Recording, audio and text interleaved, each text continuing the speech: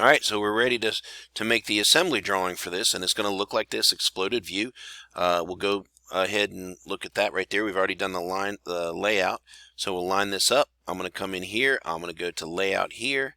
I'm going to click my base view from model space, and when it comes in, it's going to try to line them up this way, but I think I'm going to try to position this. I think it's northwest that we want to do. That lays it out the way we just were looking at it, so it should be good. So we'll right click and click enter, so that's it. I don't want to do any more, so if you click on that, I'm going to change this. I'm going to go 1 to 1, and look at that. That kind of lines up, up along the whole page, which is good. All right. So we're going to go down here. The next thing I want to do is I'm going to create kind of a table, and I'm going to do it the old-fashioned way. There's probably other ways and better ways to do it using other resources, but right now I just want to get this list on here. So we're going to go and to annotate, and I'm just going to pick multi-line text, and I'll start here by putting a line right here, and I'm going to just call it a description. All right. Oops, all caps. We are going to use all caps. So we're going to use, well, let's just start with this item. We'll start with item. That's the first one. All right, so that's going to be a big text right there. I don't want it that big, so I'm going to change this. Highlight that, change this to 0.12. So that should get us down to a decent size right there. Then I'm going to actually going to copy that over. So if I click copy, oops, not that, not move, copy. Move this over. That's my item number. I'm going to change this column. I'll click on this one, and I'm going to change this on the quantity. So we'll just abbreviate that with QTY. And then I'm going to copy it again. So click copy. And I'm going to change this one to part number. So we'll literally change this, highlight that, change it to part number. Alright, so that needs to be drawn out, dragged out a little bit longer than that, so that's not enough. And then the next one, I'm going to copy that one over here. Notice I'm still copying them in line, and I'm a given space, but we're just going to change this to description. Description. Alright, so now that I've got those figured out, so that's going to be my headers.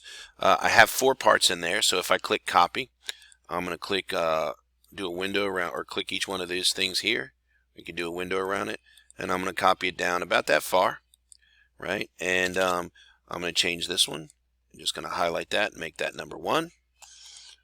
Quantity is going, I'm thinking about the parts that I have here, and I'm going to go in the order that they're in, so that I only need 1 of the head, so I'll do that. The part number for the head, which we called by the main number, but we also called it 1, so we can call it in this case, we'll call it 13-18-1, and then we'll call this, we'll change this right here, and we're going to call this head. All right. Okay, so now what we'll do is we're going to click copy again, copy, and I'm going to do a window around these parts right here, right click, and my base point, I'm going to go from that base point to this base point, to this base point, to that base point. Now I can go in here, change this to 2. Alright, this part will be our beam, so there's 1 of those. This is going to be part 2. And this is now going to be changed to the beam. Alright, so we're good on that. Part number 3 is the knurled screw. We're changing that because there's a quantity of 2 on that one. Change this one to 3 here, and this one we're going to call knurled screw. Alright, last one, part 4. There's only 1 of them, so we don't need to change the quantity, but we do want to change the part number to 4, and this is the scriber. Alright, so basically we have this little chart right here, this little table, and you usually put this over top of a title block or something, but we're going to put that down here and kind of get that out of the way. You could get really fancy. We could, if we really wanted to. We could go along here and go, all right, so I'm going to draw a line that goes right across here like this. And I might then copy that down. Click copy here. click a base point out here, kind of eyeball it down here like that, so that looks good. And then maybe copy again, and I'm going to copy this from this endpoint to that endpoint to that endpoint, and just kind of put that in there. So now I've got this table kind of worked out here. Draw a line from here down to there, and click copy again. Copy that, and I can copy that just straight across here. And I might get really close. I'm just going to eyeball it there. That's close. Alright, so I got this chart that tells me these things. These are my parts. Now when we're going to get kind of fun, this is going to be fun here. This is the old-fashioned way of doing things.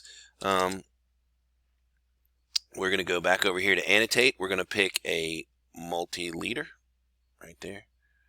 And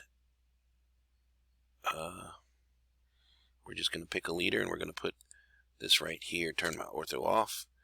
And we're just going to call that out. That's the part number was that was a knurled screw, so that's part number 3.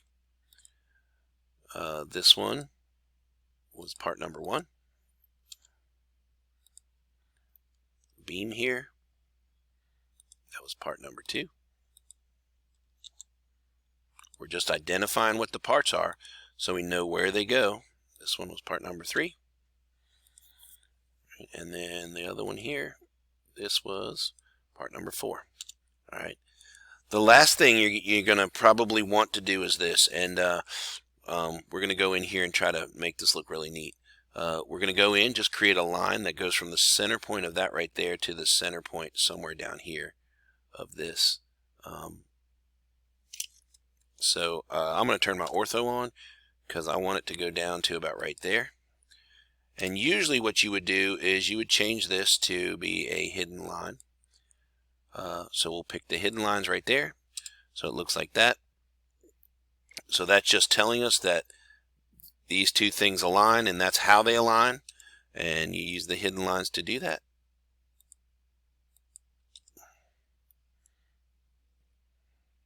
This would be the case from here down to here. This one might not even change to a hidden line since it's so short. Oh, it does.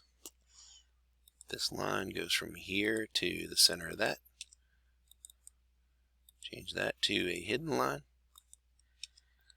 Double click your mouse wheel. And that's it. That's your assembly. That's it. And that's an assembly drawing. That's how you do that. Alright, so I'm going to save that. And we're done.